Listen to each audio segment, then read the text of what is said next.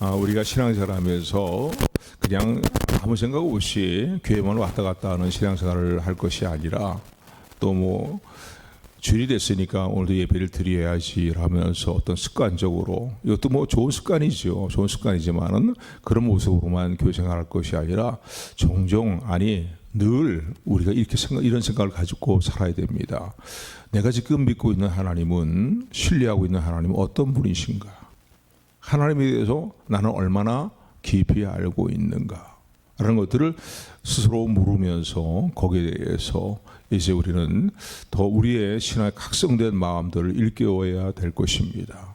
얼마나 내가 하나님을 더 알고 있는가, 잘 알고 있는가, 또 진실되게 주님을 따르고 있는가, 뭔가 진지하게 묵상하며 생각하는 일들이 우리에게 필요합니다.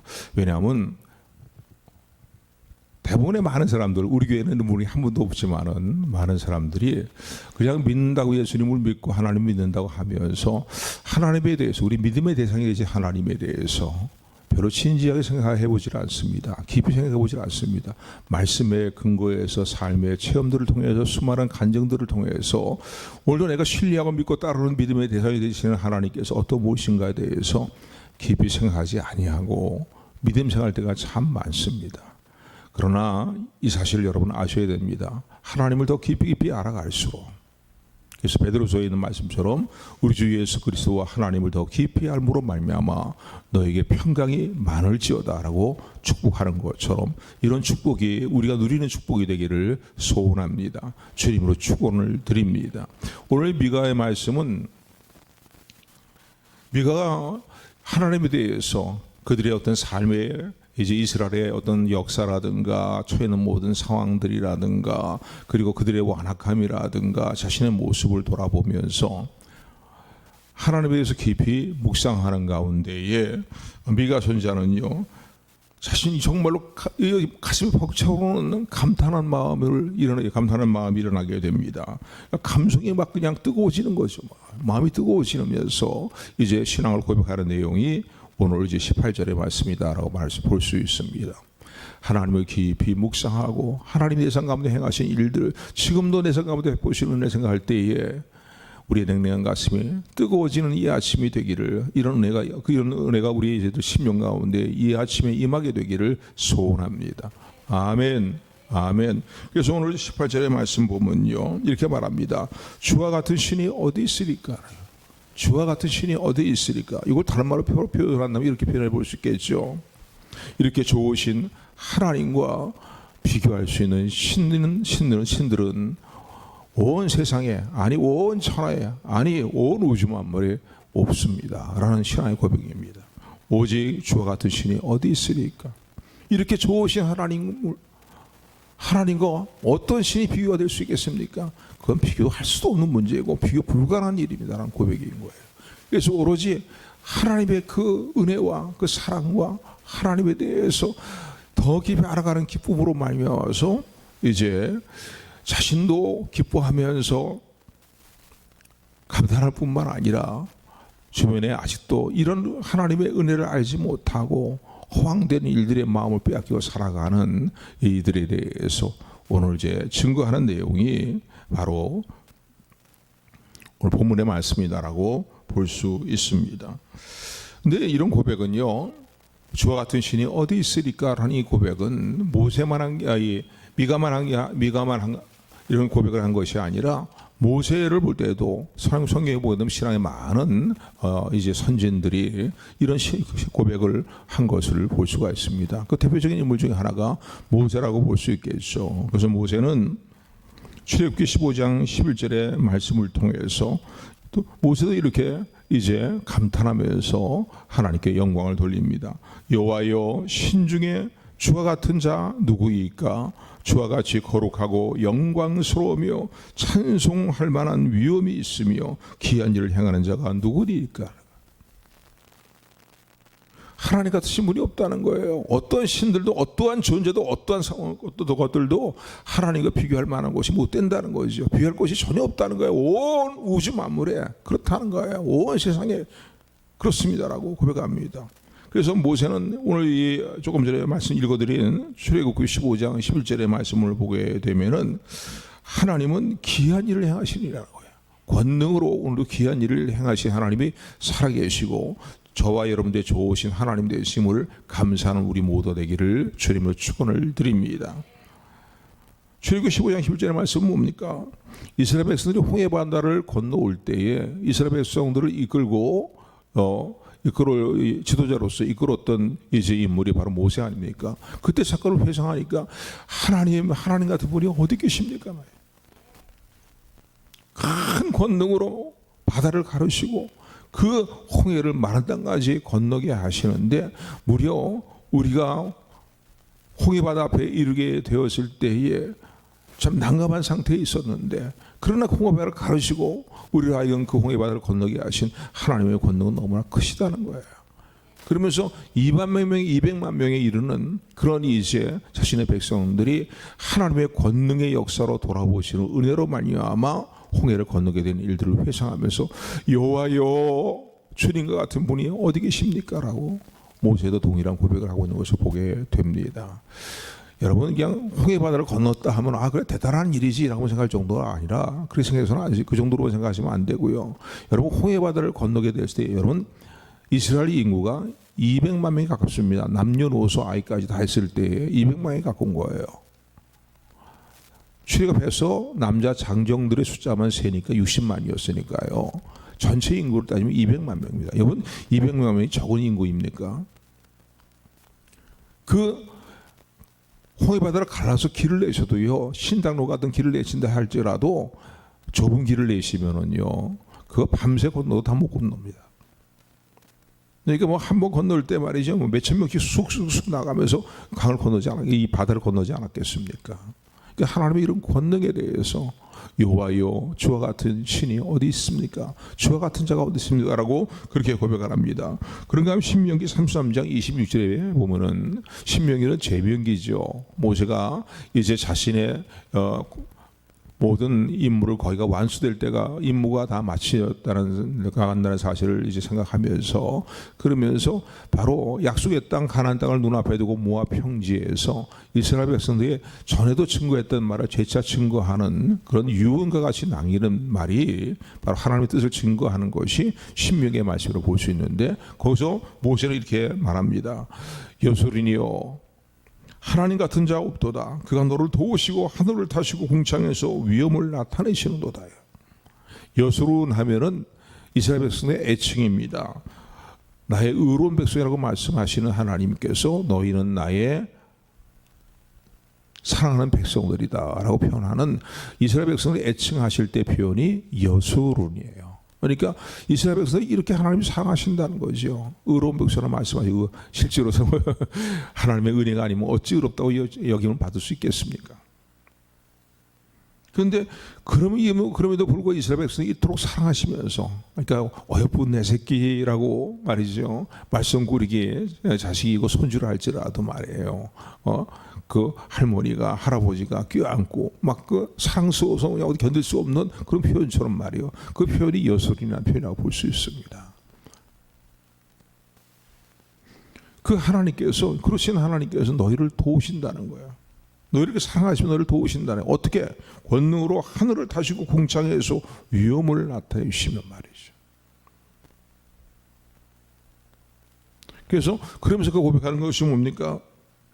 하나님 같으신 분이 어디 있냐는 거예요. 여수론이여 하나님 같은 분이 없다라고 그렇게 고백을 합니다. 그러면서 그들에게 이제 선언을 합니다. 여러분, 이 미가가 이 예언을 할 때에 오늘 본문의 말씀을 예언할 때에 예언의 사역을 감당할 때에 그 왕들이 어떤 왕들의 시대에 예언을 했냐면은 요담과 아하스와 히스기야 왕으로 이어지는 시대에 이제 미가 선지자는 예언을 했습니다. 특별히 아하스 왕은 이 세 왕 중에서 16년 동안 이제 남아과 유다를 통치하는데 남아과 유다의 왕들 가운데 가장 못된 왕들, 하나님 외친노를 격발시키는 그런 왕 중에 하나가 바로 대표적인 왕이 아하스 왕이라고 볼 수 있습니다. 이 아하스 왕이 행하는 일들 행적들을 성경에 기록된 내용들을 보게 되면 성전 문을 다 닫아버렸어요. 그리고 성전에 쓰는 모든 기명과 기구들을 다 창고에 다 처박아 넣어버리고, 그리고 하나님의 제단이 있던 곳에 다메섹 귀신의 제단을 가져와서는요, 거기에 귀신의 제단을 쌓아놓고, 다메섹 귀신을 섬기는 제단을 쌓아놓고 거기에 제사를 드릴 뿐만 아니라 바알을 숭배하는 제사를 위해서 신놈의 아들 골짜기에 자식들을 제사로 드리는, 자기 자식들을 불살로 드리는 그런 제사를 드렸던 그런 왕입니다. 그러니까 왕이 이러는 시대에 그 백성들도 오직 하나님 보시기에 죄악으로 관영한 시대였겠습니까? 그리고 온갖 우상을 섬기고 잡신들을 섬기는 그런 이제 일에 뭐 골몰하고 빠져 있는 그런 상황을 보니까 미가 선지가 너무나 답답한 거예요. 그래서 오늘 미가 7장의 말씀부터 이렇게 어떻게 보면은요, 선언하는 것이지만은 너무나 답답한 심령으로 외치며 증거하는 내용이라고 말할 수 있습니다. 주와 같은 신이 어디 있냐 이거예요. 오직 마음으로 다 세운 생각 다 살펴보라 이거예요. 이렇게 좋으신 하나님을 우리가 외면하고 말이지 허황된 우상을 섬기면서 거기에 마음을 빠져서 말이야 그렇게 살아간다면 되겠냐 이거예요. 이 좋으신 하나님을 외면하며 살아간다면은 너희가 어떻게 복이 있겠냐. 그 증거한 내용이 오늘 제 18절의 말씀이다라고 볼 수 있습니다. 특별히 그래서 이런 표현들을 통해서 하나님은 비교 불가능한 너무나 좋으신 전능하신 하나님의 사실을 이제 말씀하고 있는 것이죠. 근데 비교 불가능한 하나님의 두드러진 속성 가운데 특성 가운데 하나가 무엇이냐면요, 하나님은 긍휼을 베풀어 주시고 인애를 베풀어 주시기를 기뻐하신다는 겁니다. 아멘. 맞습니다. 하나님은 오늘 저와 여러분들을 향해서요, 인애와 긍휼을 베풀어 주시기를 기뻐한다는 사실을 알고 있지만은 온전한 믿음으로 붙들고 감사하러 우리 모두가 되기를 주님으로 축원을 드립니다. 뭐 하나님의 긍휼을 다 측량할 수 없죠. 우리가 어찌 다 알겠어요. 하나님이 인내하시면 어찌다 말로 다 표현할 수 있겠어요. 그래서 찬송가에 그런 이제 가사들이 나오는 겁니다. 하늘을 두루마리 삼아서 바다를 먹물 삼아서 하나님의 사랑을 다 기록해도 기록할 수가 없다. 그거 다 사용하고 다 써도 뭐 하나님의 사랑을 다 표현을 다 기록을 못할 정도라는 거죠. 여러분, 하나님의 사랑이 이렇게 크신 사랑이고 우리의 인간의 머리 이해할 수 없을 정도로 깊이 우리를 사랑하시는 하나님의 사랑을 더 진지하게 묵상하고 성경의 근거에서 마음에 새기는 저 여러분들이 되기를 주님으로 축원을 드립니다.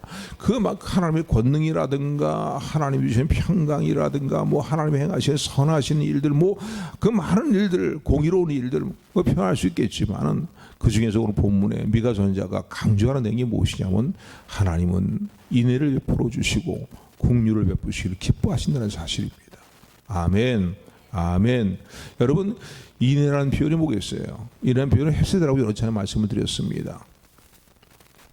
그냥 하나님께서 받을 만한 가치가 없는 존재에 대해서 하나님께서 일방적으로 베풀어 주시는 하나님의 호의, 이것도 은혜인데 그 인이라는 단어에 호의, 하나님의 은혜도 다 포함되고 하나님의 사랑도 포함되고 일반적으로 은혜라는 단어보다 어떤 면을 볼 때는 더 절절하게 마음에 와닿는 감사의 마음으로 와닿는 단어가 있다면 그것은 인애입니다. 인애하신 구세주여 내 말 들으사 우리 찬양하잖아요.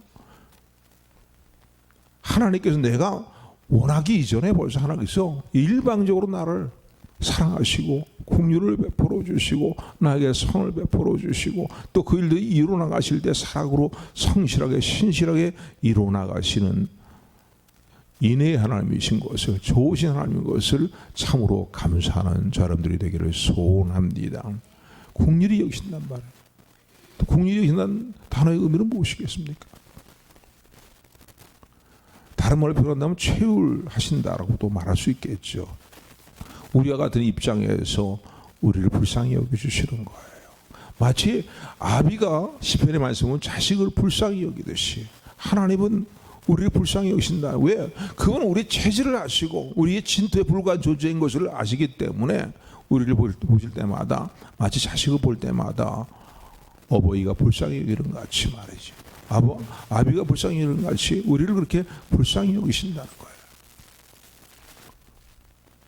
그래서 하나님 갖고 계시는 많은 속성 가운데 뭐 전능하심이시냐, 뭐 영원하심, 뭐 많은 속성 가운데 특별히 미가 선지자를 통해서 강조하는 내용이 뭡니까? 하나님은 인애를 베풀어 주시기를 기뻐하시는 하나님이고 긍휼히 여기시기를 기뻐하시는 하나님의 사실을 기억하시기를 주님의 축원을 드립니다. 딥을 뛰쳐나간 탕자가 아버지의 만류함에도 불구하고 딥을 뛰쳐나갔던 탕자가 집에 돌아올 정말 면목이 없는 그 상황이 됐잖아요.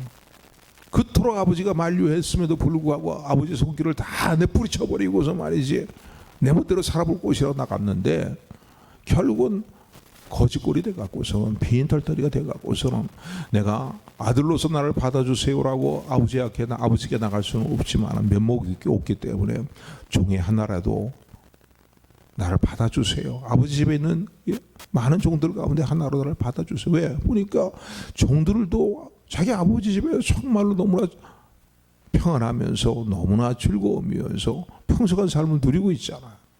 그러니까 이방 땅에서 돼지가 먹는 쥐염면이 하나 먹으려고 해도 먹을 수 없는 그런 상황 속에서 뭐 아무리 돌아봐도 자기를 돌아보고 보살펴줄 존재가 없는 거예요. 이게 아버지를 생각하면서 아버지에 가서 용서를 구하고 그렇게 사정을 해보자 말이에요.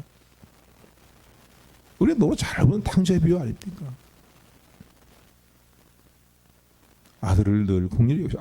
아들이 떠나간 그 시간부터 아버지는 기다리고 계셨어요. 아들을 긍휼히 여기시고 둘째 아들을 긍휼히 여기시고 돌아오기를 기다리면서 긍휼히 여기다가 제일 먼저 돌아오는 아들을 발견한 자는 누구는 누굽니까? 아버지잖아요. 그 아들이 돌아오는 모습을 볼 때에 박대하거나 외면하거나 내쳐버리지 아니하시고 뛰쳐나가서 말이죠. 목을 끌어안고 그리고 잘 왔다. 네가 죽었는 줄 알았는데 정말로 살아 돌아왔구나. 그래서 말이에요. 잔치를 베푸는 그 탕자의 아버지의 마음이 누구의 마음이라고요? 누구의 마음이라고 주님이 말씀하셨죠? 주님 친히 말씀하셨죠. 증거하셨잖아요. 비유로요. 그 마음이 누구의 마음입니까? 저와 여러분의 좋으신 하나님의 아버지의 마음인 것을 감사하는 우리 모두가 되기를 주님의 축원을 드립니다. 그래서 미가 선지자는 이렇게 하나님의 이제 그 비교 불가능한 하나님의 놀라운 은혜에 대해서 표현을 합니다. 그 은혜 중에 핵심적인 내용은 인애죠. 자, 그렇다면은요, 이 인애를 하나님의 인애를 받는 대상이 어떠한 사람들입니까? 세상의 모든 사람들에게 이 인애를 베풀어 주시는 건 아니에요. 물론 하나님의 속성을 일본적으로 생각할 때 사랑의 하나님이기 때문에 믿지 않은 자들에게도 햇빛을 내려 비춰주시고 비를 주시고 때를 따라 공물을 주시는 일들을 통해서 사랑을 행하시지만은요, 이 인애라는 것은요 특별한 사랑을 의미합니다. 이런 특별한 하나님의 사랑을 받는 대상이 누구입니까? 오늘 본문의 말씀 보니까 이렇게 말씀합니다. 우리 18절의 말씀하고 20절의 말씀을 같이 18절 읽고 그 다음에 20절 같이 합독합니다. 18절 시작. 주와 같은 신이 어디 있으리까? 주께서는 죄악을 사유하시며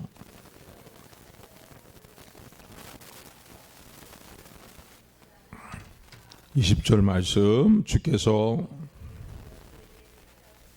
야곱에게 성실을 베푸시며 아멘. 18절 보니까 남은 자의 허물을 넘겨버리신다는 거야. 그런 다음에 20절의 말씀에 보니까 야곱에게 성실을 아브라함에게 인애를 더하시리라. 그러니까 하나님의 인애를 받는 대상이 누구입니까? 세상의 모든 사람이 아니에요. 일반적인 의미에서는 하나님 모든 사람을 사랑한다고 말씀을 드렸습니다. 그러나 이 인애를 받는 대상은 하나님이 택하신 백성인 거예요. 남은 자. 그래서 성경에 남은 자 사상이 중요하다고 말씀을 드렸죠. 그런가 하면은 20절의 말씀 보니까 야곱이에요. 하나님이 택하신 백성들의 어떠한 조상으로서의 대표적인 인물 중에 하나가 바로 야곱이잖아요. 그리고 믿음의 조상은 누구입니까? 아브라함이잖아요. 아멘. 그러니까 이런 하나님의 인애를 받고 살아가는 인애 가운데 살고 있는 대상은 바로 하나님께서 택하신 백성이라는 사실을 기억하는 저 여러분들이 되기를 주님으로 축원을 드립니다. 성경은 많은 구절들이요 이렇게 말합니다. 로마서 9장 15절의 말씀 보면 모세에게 이르시되 내가 긍휼히 여길 자를 긍휼히 여기고 불쌍히 여길 자를 불쌍히 여기리라 라고 말씀합니다. 또 이어지는 9장 21절의 말씀 보면 토기장이가 지룩 한 덩어리로 하나는 귀 쓸 그릇을 하나는 천이 쓸 그릇을 만들 고난이 있겠느냐라고 말씀합니다. 또 그런가 하면은 로마서 9장 27절에 보면은 또 이사야가 이스라엘에 관하여 외치되 이스라엘의 무자손의 수가 비록 바다의 모래 같을지라도 남은 자만이 구원을 얻으리라 표현합니다. 그러니까 하나님이 이런 인애를 베풀어 주시고 인애로 구원을 베풀어 주시는 대상이 누구냐? 하나님이 택하신 백성이라는 사실입니다. 아멘. 창세전부터 예배서 1장에 보면 우리를 택하셨다고 말씀하고 있잖아요. 예정하시고 택하셨다고 말씀하고 계시잖아요. 그러니까 오늘 로마 예배서 2장 8절에 보니까 너희가 하나님의 은혜로 예수 그리스도를 믿음으로 구원을 받았다는 거예요. 그런데 예수를 믿는 그 믿음조차도 하나님의 은혜로 우리에게 주어졌다는 사실을 기억하는 저 여러분들이 되기를 소원합니다. 영접하는 자 곧 그 이름을 믿는 자들에게 하나님의 자녀가 되는 권세를 주셨으니 이는 혈통으로나 육적으로나 사람의 뜻으로 되지 아니하고 오직 하나님께로부터 난 자들이라고 말씀합니다. 아멘. 그러니까 이런 인의 대상은 바로 하나님 택하신 백성인 거예요. 자, 그렇다면 문제가 하나 생겨요. 어떤 문제가 생기냐면요. 그걸 살펴보기 전에 하나 더 20절의 말씀 보니까 주께서 옛적에 우리 열족에 맹세하신 대로 야곱에게 성실을 베푸시며 아브라함이 인애를 더하시리라 표현하고 있는데 여기 20절의 말씀은 주께서 옛적에라고 표현합니다. 옛적에라고 표현하고 있는데 이 옛적이라는 표현을 쓴 히브리 이 단어가 미가 5장 2절에도 동일한 단어가 사용되고 있는데 그 단어는 태초에라고 또 번역을 하고 있습니다. 그러니까 옛적에라고 했을 때 우리 이런 거 생각해 볼 수 있겠죠. 오래전이라는 표현도 이제 물론 우리 생각할 수 있을 뿐만 아니라 태초에 세상을 창조하기 이전에 세상을 창조할 때의 이전부터 우리에게 하나님께서 우리 열조와 맹세를 맺었다는 건 뭐겠습니까? 조금 어려운 말이지만은요, 신학을 공부하다 보면 구속언약이라는 것을 우리가 공부하게 됩니다. 근데 구속언약은 뭐냐면요, 하나님의 영원한 전때, 영원한 때에 세상을 창조하기 이전에, 영원한 때 세상을 창조하기 전에 성삼위일체 하나님께서 성부 하나님, 성자 예수님, 성령님께서 삼위일체 하나님께서 우리를 구원하실 영원한 언약을 서로 간에 맺으셨다는 거예요. 그 영원한 언약, 구속언약의 표현을 써요. 그 구속을 얘기한다면은 하나님께서 우리를 택하시고 예정하실 뿐만 아니라 그 구원을 예수님이 이 땅에 오셔서 이루시고 그리고 그 예수님이 이루신 구원의 은혜를 우리에게 적용시키는 일을 성령님께서 행하시고 하는 이러한 내용을 영원한 때부터 하나님께서 맺으신 구속의 언약이다라고 그렇게 표현을 합니다. 맞습니다. 바로 옛적이라는 건 바로 그런 거예요. 이런 의미일 거예요. 좀 더 깊은 의미로 본다면요. 오래전이란 표현도 맞지만은 좀 더 깊은 의미로 본다면 이렇게 생각해 볼 수 있습니다. 그러니까 하나님께서 택하신 백성들에 대해서 맺으신 영원한 언약을 삼위일체 하나님 간에 맺으신 언약인 거예요. 우리가 맺은 언약이 아니에요. 그 언약의 근거에서 우리를 택하셔 주셨고 우리에게 구원을 주님이 이루어 주셨고 성부 하나님께 택하여 주셨고 성자 예수님께 구원을 이루어 주셨고 성령님께서 우리를 하여금 믿음을 갖게 하셔서 구원을 받게 하셨음을 감사하는 여러분들이 되기를 주님으로 축원을 드립니다. 여러분들에게 여러 차례 말씀을 드렸지만요, 로마서 1장에서 8장까지 중요한 내용은 뭡니까? 우리가 하나님께 어떻게 의롭다 인정을 받고 구원받느냐는 내용이죠. 그것을 오직 예수 그리스도를 믿는 믿음으로 구원을 받는다는 내용이에요. 그런데 참 감사한 것은요, 그것만 해도 너무나 감사해요. 그걸 끝나지 않잖아요. 9장부터 11장까지 내용은 뭡니까? 하나님의 선택에 대해서 말씀하고 계셔요. 하나님의 선택에 대해서 말씀하고 계시다. 그러니까 오늘 저 여러분들이요 진실의 예수를 영접한 성도들이라면은 진실의 예수님 영접한 성도들이라면은 창세 전부터 하나님께서 여러분들을 택하셨다는 사실을, 그리고 그 택하신 우리를 영원전 때부터 이제 삼일째 하나님 간에 맺으신 언약의 근거에서 우리의 구원을 이루어 주셨고, 주님 앞에 다시 서는 그날까지 영원토록 우리의 삶을 이끌고 계심을 감사하는 여러분들이 되기를 주님의 축원을 드립니다. 그래서 우리에게 인애를 베풀어 주시는 거예요. 인애를 베풀어 주시는 거예요. 왜 아무리 흉악한 흉악범이라 할지라도 왜 그들에게 복음을 증거합니까? 옛날에 뭐 고재복이라든가 김대두라든가 아주 그냥 살인마로서 말이죠, 사람들이 치를 떠는 그런 사람들이 있었는데 그들에게도 복음이 증거되잖아요. 그들이 예수님 영접하게 되는 거예요. 마지막 죽는 순간에 그들은 사형을 당했지만은 전에도 이 천국에 간 사형수라는 간증에 대해서 교도관이었던 분의 간증을 여러 차례 들으면서 은혜를 받지 않았습니까? 흉악한 흉악범이라 할지라도 하나님께서 인애를 베풀어 주시기 때문에 그 교도관에 그 흉악범에 가서 복음을 증거한단 말이에요. 증거하니까 하나님께서 택하신 백성이니까 마음의 문을 열어주시고 말이죠. 예수님 영접해서 구원받게 하는 일들이 오늘도 이 시간에도 비일비재하게 일어나고 있다는 사실을 기억하는 여러분들이 되기를 소원합니다. 왜 그렇습니까? 하나님께서 인애를 멈추지 않고 베풀어 주시기 때문입니다.